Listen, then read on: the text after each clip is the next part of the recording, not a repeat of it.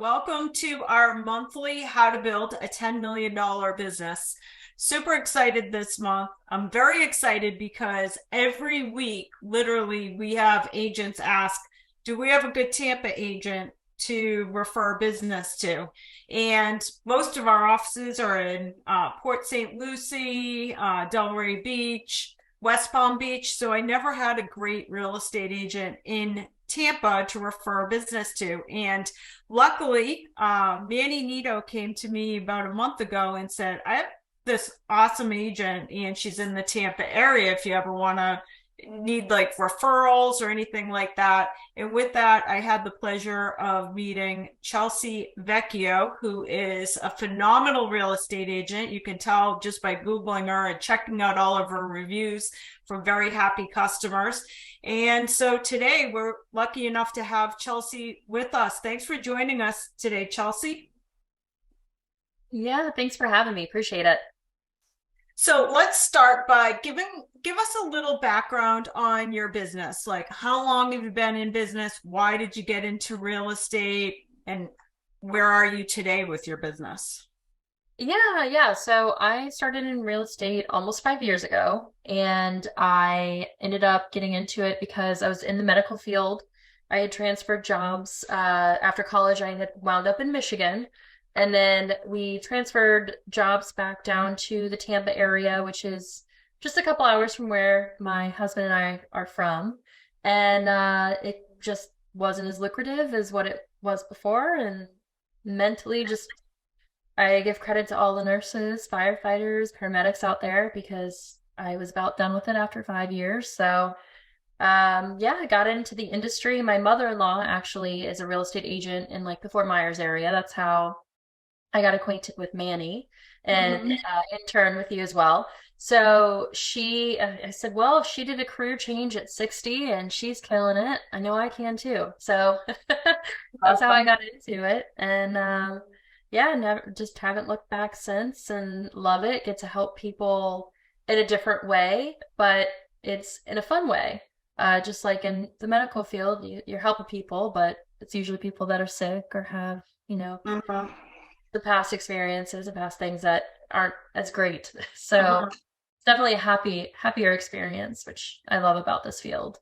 So it's super interesting about your business. I can see that you do a lot of business because when you Google your name, there's tons of reviews on all kinds of different websites. Like Google has tons of reviews, like the Zillows, Redfins, all these different companies. You can tell your clients love you. What's really interesting is you said that marketplace that you're in is about 2 hours away from where you were, which means you probably didn't have a sphere of influence when you showed up there. So, how did you get that business? Yeah, so originally when I started, I actually did purchase Zillow leads. And at the time, unfortunately, they're not the same. They've changed algorithms, expenses, all of that. So I would 100% not recommend that anymore. But that is something that I did when I first got started. I purchased Zillow leads. And then I was also involved with, I lived in a community that was gated. I was involved with some community things, met some people through my community, and essentially just kind of started building from there. But a lot of it had to do with the Zillow leads and purchasing those at the time. And as I said, it's been 5 years. So back then it used to be really great. Not so much anymore, but it definitely helped kick off because of not having that sphere. With that, though, I also started meeting with a ton of lenders, and that's what I tell a lot of people that I either talk to or interview to become a part of my team that are newer agents. I always say, get out there, meet with lenders through banks, meet with lenders through, different brokers, because you never know who's going to send you a referral. And over the years, I've closed tens of thousands of dollars of transactions just from lenders that wanted to gain my business, that sent me leads. Interesting. All right. What is happening in the real estate market in Tampa? In many of the markets we do business, we are experiencing definitely a slowdown, which I think is a byproduct of shortages in inventory still. what are you experiencing in Tampa and how are you talking about it with clients? Yeah, yeah. So we are actually the number one market in Florida and one of the top markets in the nation right now. So we have a little bit of an exclusion because of having that. However, we are experiencing some shortages in certain areas. So communities that are in great school districts and I always call them the HGTV homes, the ones that are completely renovated. People like to just plug and play, move in. There's a shortage of those. So the homes that people are looking at and the inventory that we have, as you said, we're seeing that there isn't as much inventory as we'd like to see, and there's more buyers, but we do have a lot of people coming from out of state in different locations. Recently, we had Ian hit, so a lot of South Florida has been reevaluating where they want to be located. We're seeing like Naples, Fort Myers moving up to the Tampa area. Hmm. Um, so, as far as sellers go, I'm telling sellers, hey, we have that shortage of inventory. It's still a great time to sell. What's nice too is that our interest rates have kind of stabilized in the sense of at the end of last year, they were around a 7 to 8%. Now they're between that 5.5 to 6.5%. Mhm. So buyers are out there looking more. There's, kind of, I don't want to say a flood of buyers, but we are in certain areas seeing multiple offer situations again. It's not as much as what we were seeing last year, but we're seeing an increase. We're still seeing a healthy market in pricing. It's not going to be as inflated. And I think all of us have kind of heard that word a lot lately. It's not as inflated as what it was before, but it's definitely a healthy market and it's healthy for both sides, but it's also a skill-based market. So it's taking that skill as a real estate agent, taking your marketing and all of that backbone knowledge that you get from your brokerage and using that with your clients and saying, hey, this is how we're going to approach you purchasing a place or selling your place. And this is essentially the call to action of why to use me as an agent. Um, and it's with that, as I said, with that skill-based market, um, with it being a skill-based market, it's using that and, with your buyers and sellers. How are you staying in touch with past customers? Like, are you using a database software? How are you staying in touch with people? Yeah, so I use a CRM system called Boomtown. It's essentially it does the drip campaigns, text messages. It allows for you to open up your browser and say, "Hey, it's time to give this person a call. You haven't called them in a while." And you can set, and I know that there's a lot of other CRM systems that have this type of platform. It's important to have that so that way you're consistently staying on top of mind. As well as I send out a quarterly magazine, and that quarterly magazine keeps kind of up to date recipes, up to date with the market, what you could do with your home, like for my previous buyers, what they can do with their home for the season, as well as renovations that may increase the value of their home. Obviously, with my branding and contact information on there. So constantly try to stay up to date with my clients and calling and texting, but also sending out that informational piece with the magazine. One thing that's interesting about your business is I was checking out your social media and specifically on your business Facebook page. One of the things that I think is very interesting is that almost always when you post about your business, you're also posting about your kids and your family. Mhm. And so I feel like I know you and I'm basically a stranger, but I think that probably helps with business. What are your thoughts around what you're posting on social? Yeah, for the longest time, as bad as it is to say, I've had kids while being a realtor, and I hid a lot of that from clients because I felt like it was a potential inhibitor with my business. But what I've learned along the years and just you are who you attract, and um, I realize that a lot of my clients have kids, or a lot of them are, maybe almost going in that process of trying Yes. a first time home buyer, or even maybe they have grandkids. And it's being that kind of like authentic self. And it's not just, oh, I'm a real estate agent. No, I'm much more. I'm a wife, I'm a daughter, I'm a mom.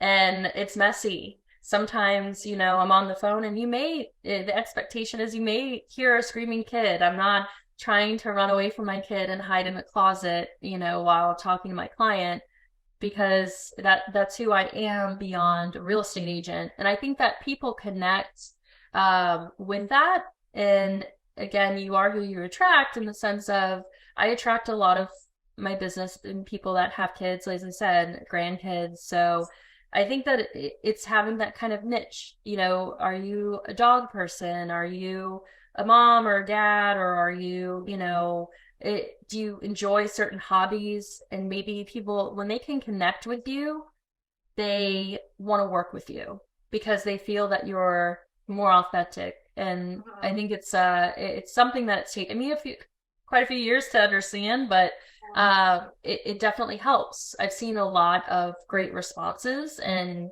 great return on that. I loved your post this month.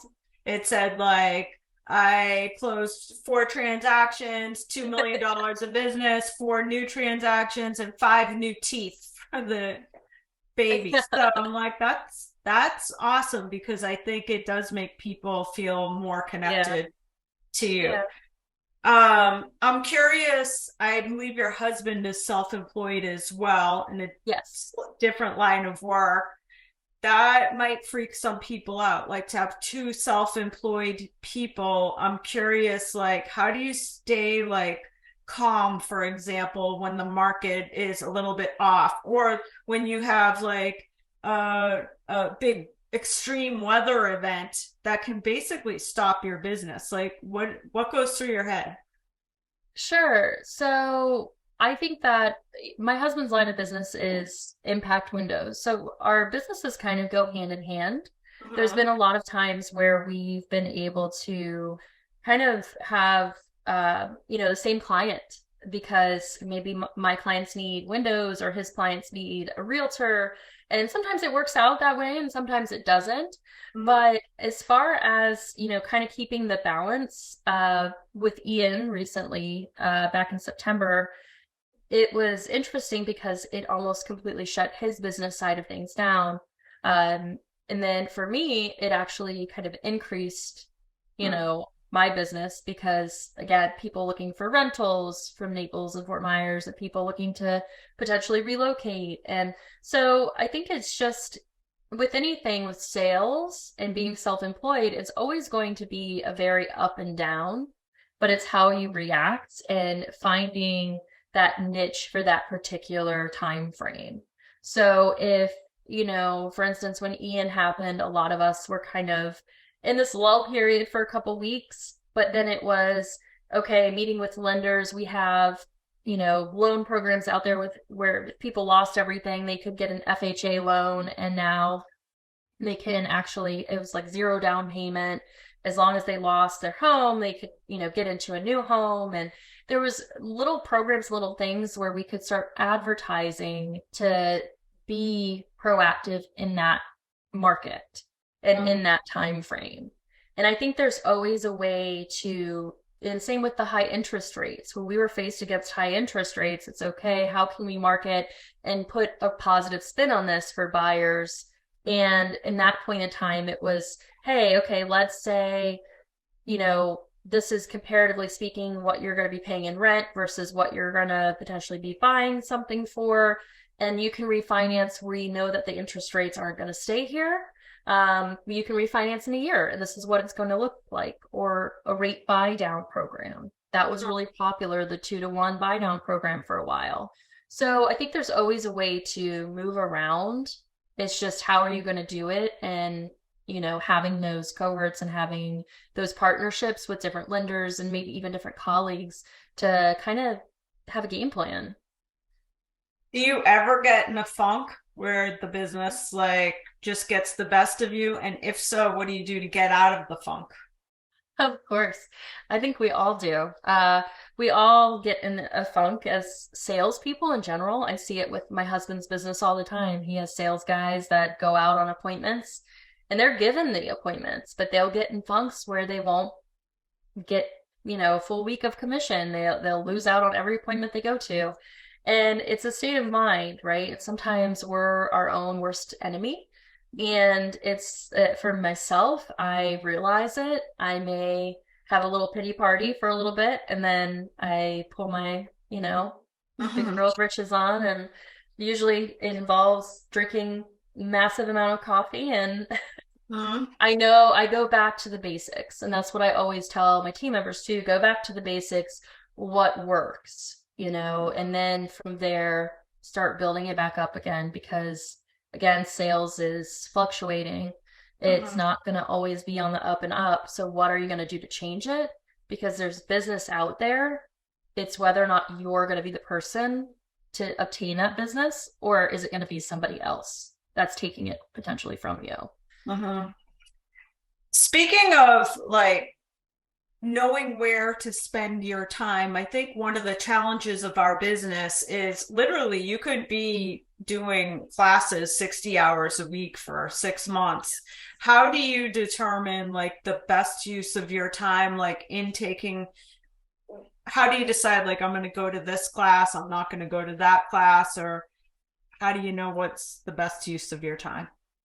That's a great question because you can get so caught up with classes that you're almost inhibiting yourself from actually going out there and getting business. Mm-hmm. So, what I always rely on is time blocking.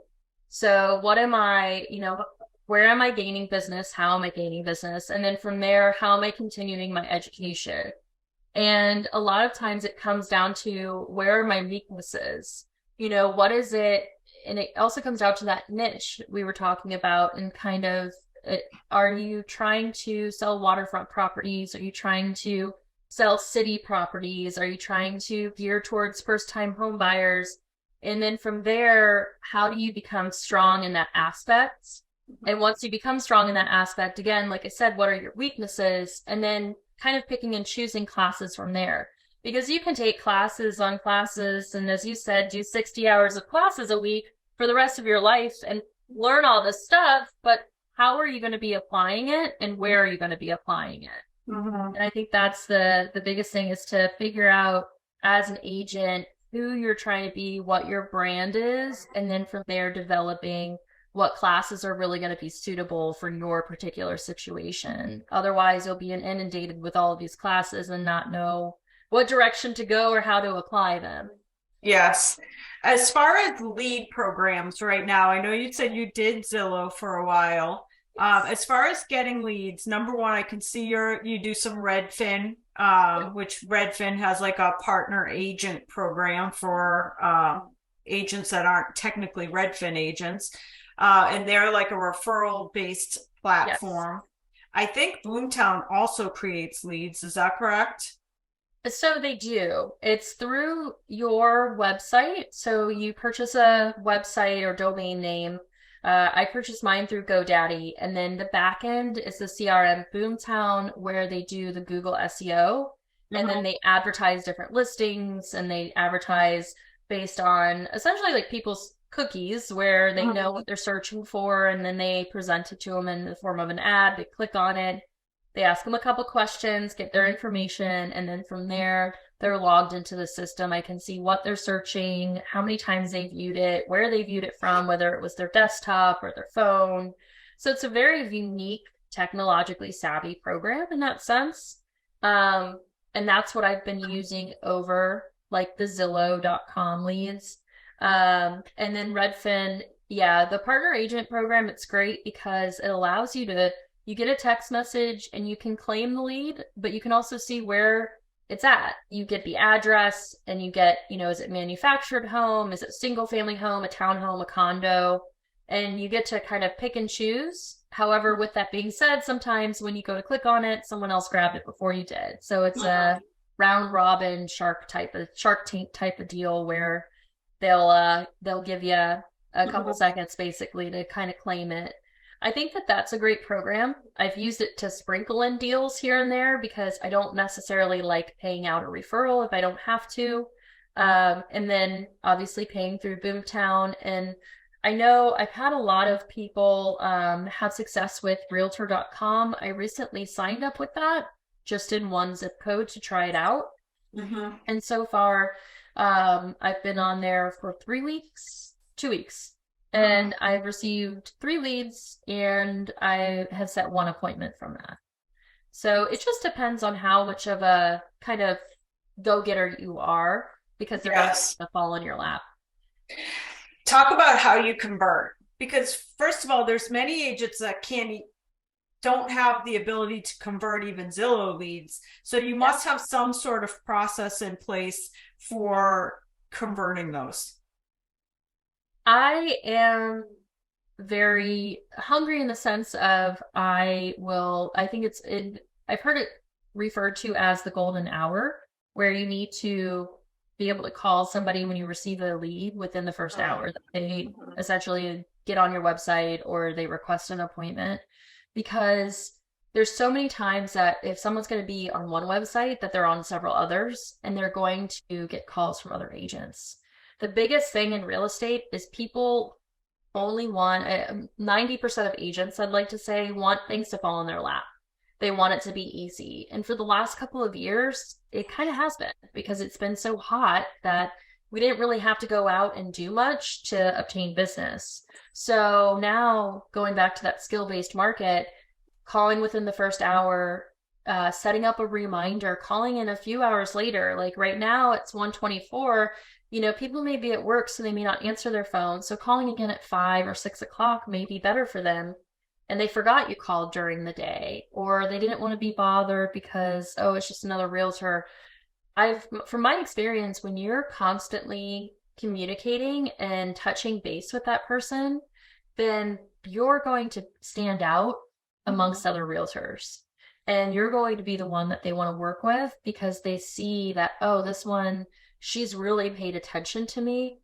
And unlike all the other realtors that may or may not get back to me or may not have that like hunger. I've Yeah. had multiple people say that the reason why they decided to go with me was because I was always very communicative and I essentially almost annoyed them to where they almost didn't have a choice, but they decided they liked me, even though I was a little annoying in a sense. But you have to. You're taking your business and you're making it yours, and you're not Uh-huh. allowing anyone else to step in and anyone else being other realtors. Because again, who's going to get that business? Is it going to be you or them?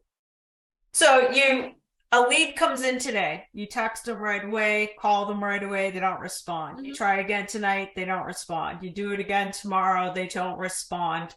Like, do you have a cutoff point, or is it like they're on your list for a very long time that you're just going to keep reaching out? So, statistically speaking, and I found this to be true, they say that it's like 7 to 10 contact points until someone can actually respond because it's also a numbers game, not just with the amount of times you contact somebody, but also the amount of leads that come into your system, right? Not everybody's going to be ready to purchase in the next 3 to 4 weeks. If you're truly in it for the long haul, for me, like 2 years ago, I could have had a buyer that is now ready today. Did I stay in contact with them? How did I stay in contact with them? So that's where having that CRM and that database and that drip campaign set up to where, say you didn't hear from them. But what I like about Boomtown is that if I don't hear from them, I can still see their activity and creep on them and say, okay, well, they're still coming to my website. They're still, they're still going in and they're still clicking on properties and they're sending them or they're favoriting them. Okay, what is it that I could be doing better? What kind of call to action can I give them? So recently, I sent out an email that said, hey, I'm updating my website because I am. You may see, a lull in the amount of emails you receive from me. Are you still searching for a home in such and such area? And out of my database of people, of my potential leads that came in, about 50 people responded. And I was like, holy crap, 50 people actually responded back and said, yes, please still send me properties. This is what I'm looking for. I had another, other people say, yes, when can you hop on a phone call? I wanted to, we're getting closer. We've, been receiving your emails for the last year. And, and I look back on the text messages and emails, and they may have responded here and there, but nothing, you know, extreme, and then now all of a sudden Yes. they're ready. So if they don't answer, it's just continuing to contact, and sometimes they become a dead lead. But as I said, if you're in it for the long haul, they may be ready in a couple months or in a year. And if you paid for that lead, why would you allow someone else to then close it? Mm. Because what a lack of communication, a lack of follow up, a lack of having your drip campaigns. Um, that's that's where you have to have your business in line and have your systems down. Absolutely. That's wonderful. What does a day look like for you? Like, is every day, are there certain things you do to win a day? Do you have structure in your day? Are you doing like prospecting a certain, what does a typical day look like for you? Yeah, obviously things can change from day to day, especially being a mom. Sometimes I get a call from daycare in the middle of the day or even an hour after I drop them off and they say, "Hey, your child has a fever. You have to come pick them up." But typically I do like to have a schedule. I usually have my kids dropped off at school and I'm back in front of my computer by around 8 o'clock.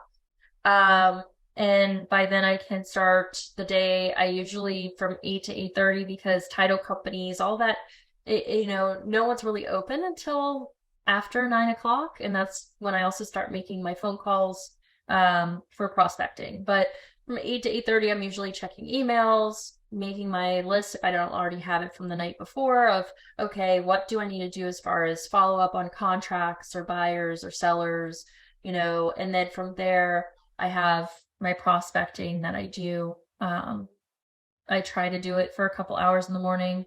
Try to only, unless it's an emergency with another client, I try to only keep it to prospecting, whether it's calling past clients and seeing if they have any type of referrals or family members or anything that they know that may be willing to buy or sell or invest. And then I go from there from usually that's like from 8 to 10. And then in the afternoon, I'll have any type of follow up that I need to do that wasn't mandatory in the morning with the contracts that I do have. And just, as I said, making sure that everything's going smooth. I also have an assistant that helps me with a lot of that because once you get to a certain point, I think that there's a lot of things in real estate that can drive your attention away from creating new business. Mhm. And then I do all of my showings and I try to schedule the rest of my appointments after 2 o'clock. So it just, again, it depends. Sometimes things have to get switched around. Like this morning, I went and showed a property at 9 a.m. because that's when my clients were available. We had to get back to the seller on an offer we put. We went and saw it again. So we had to kind of restructure things in that sense. And then like right now, usually I'd be running the appointments and then I restructure, since I restructured my morning, I can now do this. So it sometimes varies, but it's good to have a time frame because you're a boss, and sometimes that can be the a good thing, and then it can also be something that kind of inhibits you from excelling. Yes. What does a listing appointment look like for you? Do you, some agents go once and do the presentation, the price, and it's done. Others do like a two-step listing process. What does a typical listing appointment look like for you? And why are people hiring you? What makes you different from the other real estate agents? Yeah, so I like to think of it as like a one time, one sit close because I believe that if you're not getting the paperwork signed, there's so many times where I've left it open ended for them to interview other people and I didn't get anything signed. And then a lot of times they go with another real estate agent because of the price point. They thought the other agent, it was higher or a Mm, lower commission. Those are the top two reasons why they typically go with another agent is commissions were lower and price point being higher, even if uh-huh. it's not within market value. I always armor myself. I have a listing presentation that I do, but I armor myself with a lot of data. And I kind of geek out in that because I think that I find it super interesting, but I also think that it's very informative. So I really analyze each home individually to the extreme that I can to provide that value for my client, as well as showing them this is what what I have as far as my marketing, what I do individually. I tell them that it's a skill-based market. I show them what I've done in their market, how I can sell their house, what the average time on market is, and what the average time for my marketing and my listings, because they are less than what the average time on market is.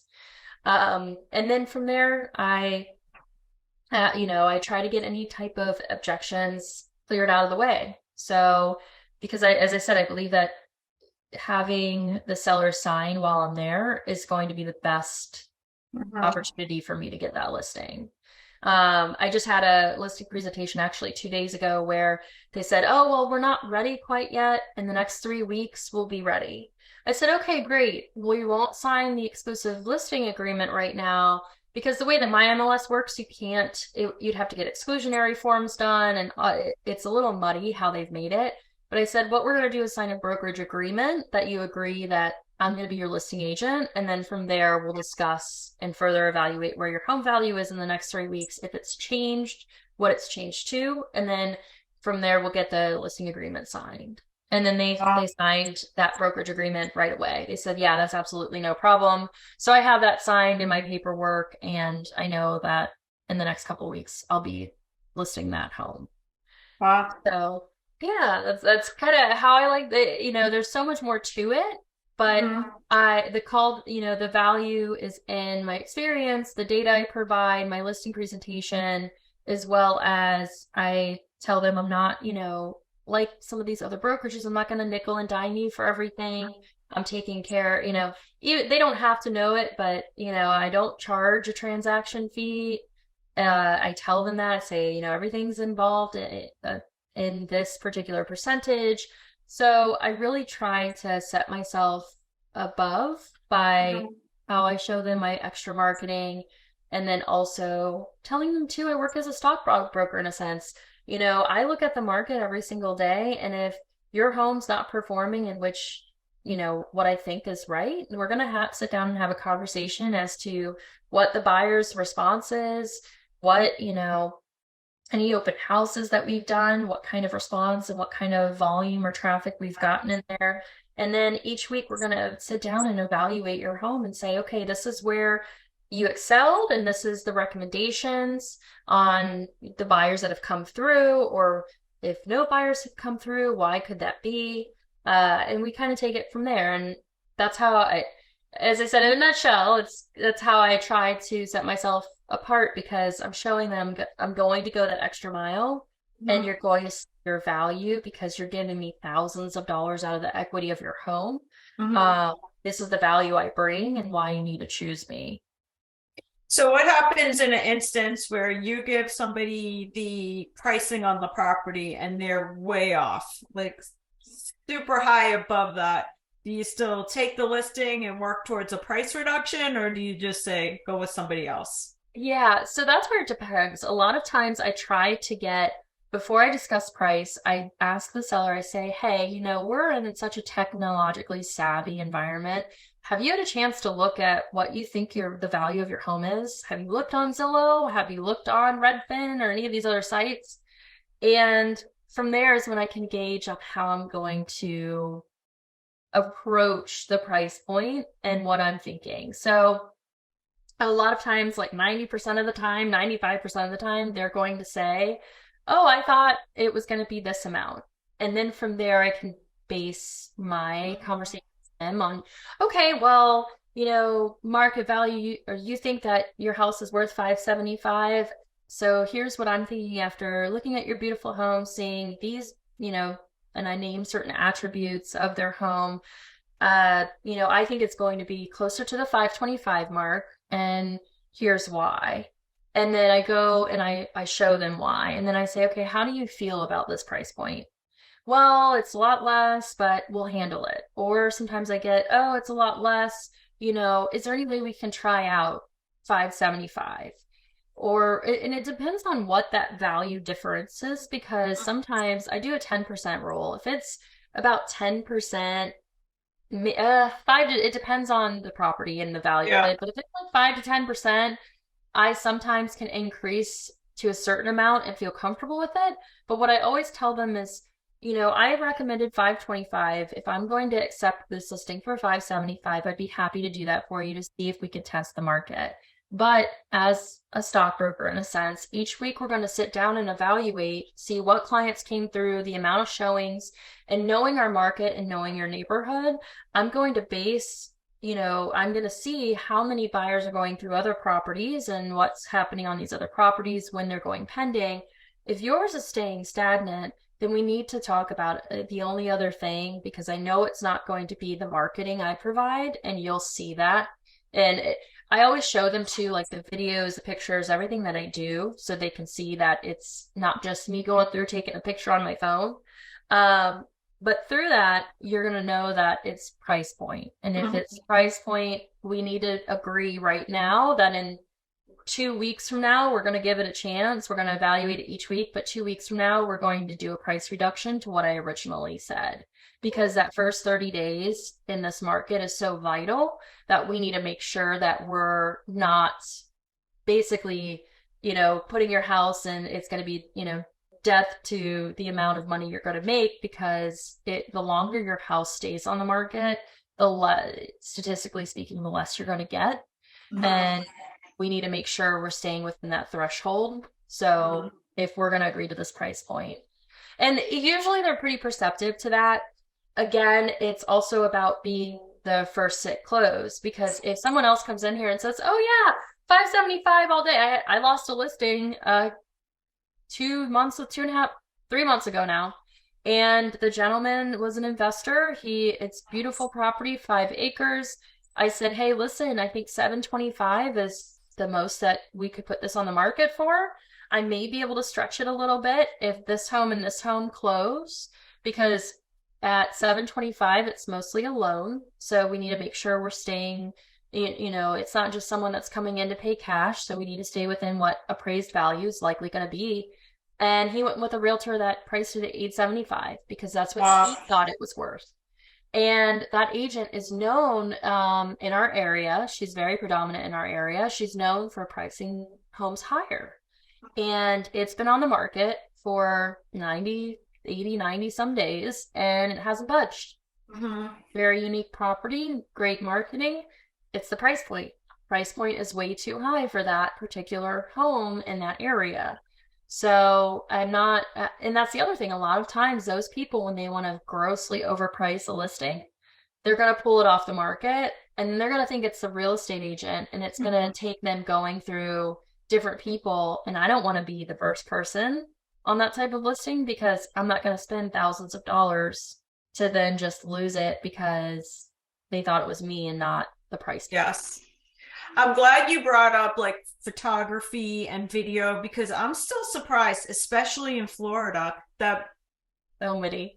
people take iPhone photos. I'm like, holy I cow. know. So It's do you so do bad. professional stuff on everything?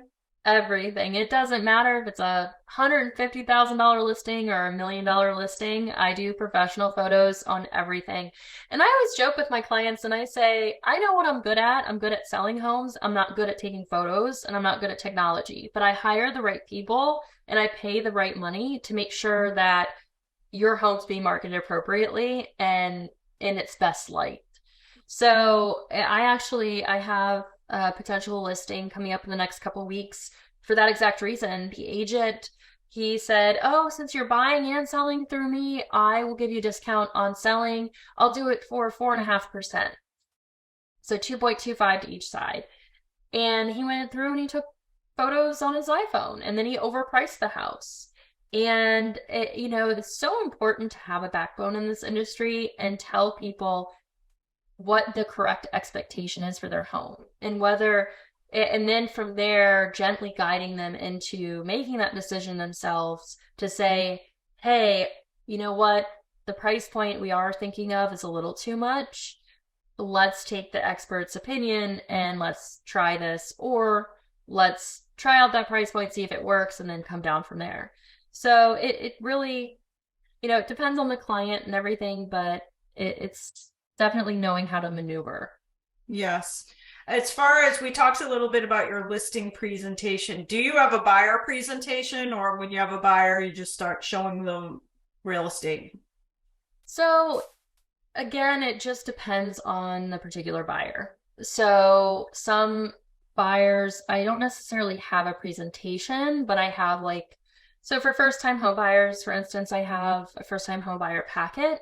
But in terms of how I present myself when I'm first meeting with a buyer, I always show up with a folder. I show up with a neighborhood profile, depending on which homes we're seeing or where we're going, as well as how familiar someone is with the area. I'll show up with maps sometimes and say, hey, here's your local Target, Publix, and here's your local parks, like whatever they're particularly interested in, I kind of cater to that because it's not just selling the home, it's the area as well. So I'll show up with that, I'll show up with the MLS sheet, but it'll all be in a nice little package to say, hey, this is what's going on.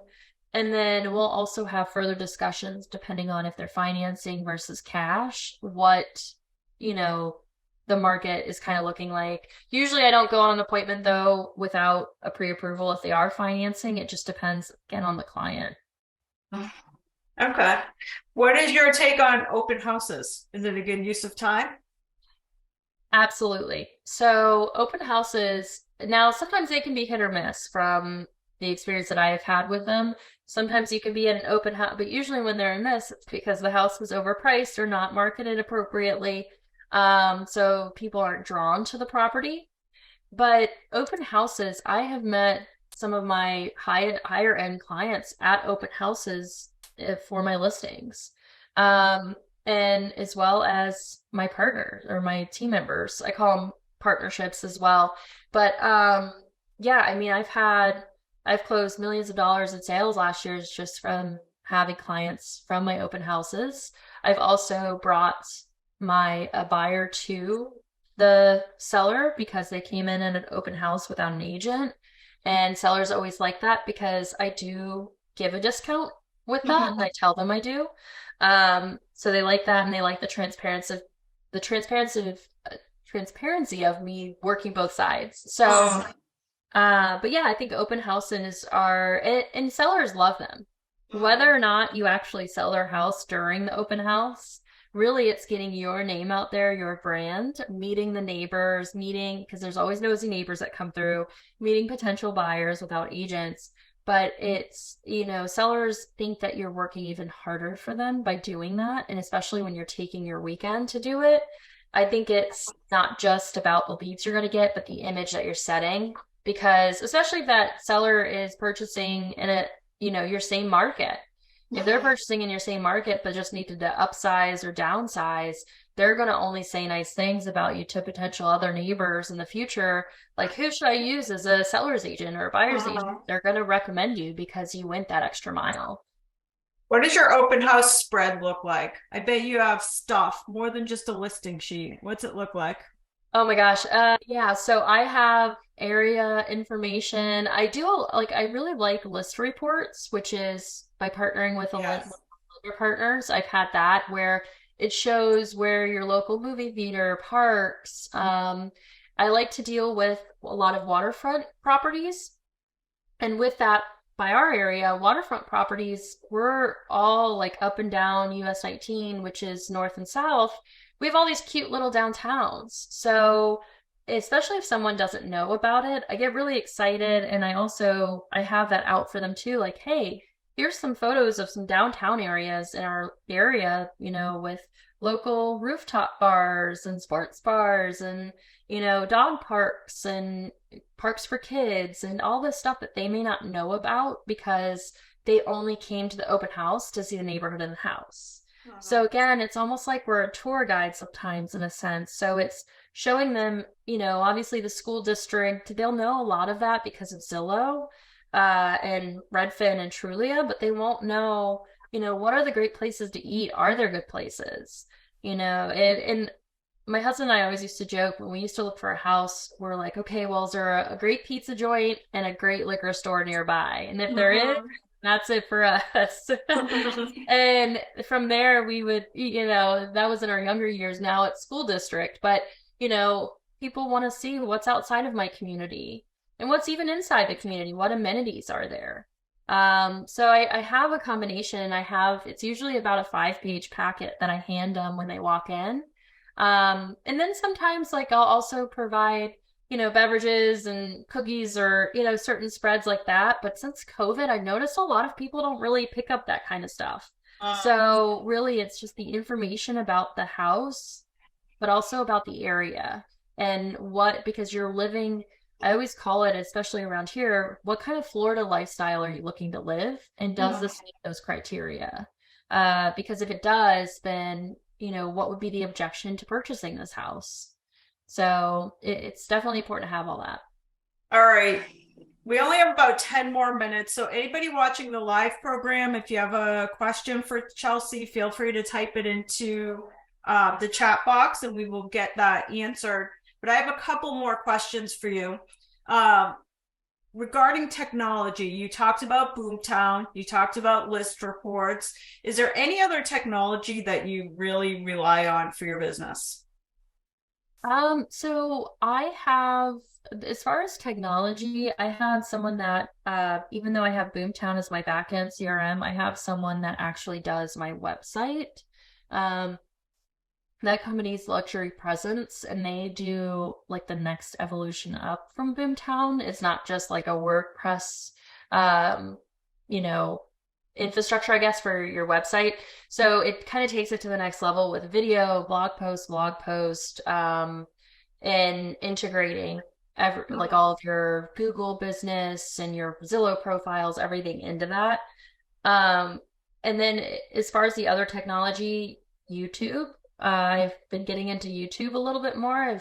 We talked about webinars earlier. I recently did in classes. I recently did a webinar where we learned how YouTube, if you want to be your local kind of go-to expert, to just video yourself in your area and certain communities, and that it's the second most searched engine out there besides Google, and Google actually powers it. So all of that kind of helps. As far as technology and platform, we have so much to get out in front of people, but it's just kind of taking that step and what you feel comfortable with, but also break out of your comfort zone. Yes. Then What use it. about you have tons of reviews? So, do you have a team in place that's going out and collecting that information? No. And I should have more because and sometimes it's just like continuously asking, kind of being that annoyance in the Yeah. background, just saying, hey, can you please leave me a review on your experience? I always tell my clients it really helps my business and getting in front of other potential clients because it really propels you forward. I cannot speak enough about Google Business and making sure you have your platform up because I've received so many leads throughout the years and I've closed so many deals. It is my highest performing ROI because I put no money into that specific area. And I get a return. So it's 100% return on that. That's awesome. Um, are there any, you've now been in it, what, 6 years? So almost 5. Yep. Okay, 5 years. You do a ton of business already. Is there anything that you would say was just a mistake that you think you would have been further today if you hadn't done this? Um, Starting with the wrong brokerages. Uh, So I think it's so important to have the right mentorships, even or coaching. Like even if you have to pay out of pocket or you have to pay a certain commission split for it, I've spent so much money on pointless stuff because we get calls as real estate agents all the time saying, hey, please buy this, program. This is going to be, well, not usually please, but it's hey, you need this because this is going to get you leads and get you business. And this is, going to help. And you have all these sales calls all the time. And I think that, when it comes down to where you're spending your money, I think that the right mentorship helps you in not only driving organic business, Yeah. Like my Google reviews, I didn't start getting until 2 years ago. It should have been from day one. And no one told me. I had to learn so many things by just throwing stuff up against the wall to see if it sticks. But if I had the right mentorship or coaching, I think that that would have been, it would have excelled and propelled my business so much further than it is today. And I would have had better time management, blocking, knowing where to go, how to go there without spending the pointless hours, money, and time, more importantly, doing stuff that I shouldn't have been doing. Um, as far as the area you cover, just so for agents that watch this, if they have referrals in your marketplace, can you go over just talking about like how far from Tampa do you cover? Yeah, so if you were to take a pinpoint in the center of like downtown Tampa, I'm about a 35-mile radius outside. And then I do extend a little further north. So I'm working on gaining team members in Ocala, which is like the horse country. And then I also, because I have an investment up there as well, so I'm up there partially. So I'm working on building my team up there, as well as Sarasota, Bradenton. So it does extend quite far just because we can be within certain areas within an hour, hour and a half. Due to our infrastructure, we have a pretty good infrastructure in the Tampa area. So yeah, take a pinpoint, like I said, into Tampa, do a 35-mile radius, but I can go a little bit further north and a little bit further south on 75. All right. And then my last question for you, Yeah. because you have a very busy career, you do a lot of the work yourself. I see a little bit of it you delegate. Do you get time off? How do you take time off? Yes and no. So I've been able to have a little bit more time. I was actually just talking about this a little bit more recently with one of my colleagues. I never really had a maternity leave. So what I did recently is kind of restructure my business as well as kind of take a little bit of a break in the last couple of months. And then now I'm, getting back into it heavier. But I try to have my moments in the morning with my children before I drop them off to school. And then by 5, 6 o'clock, they're in my car again. I kind of cut things off unless it's important.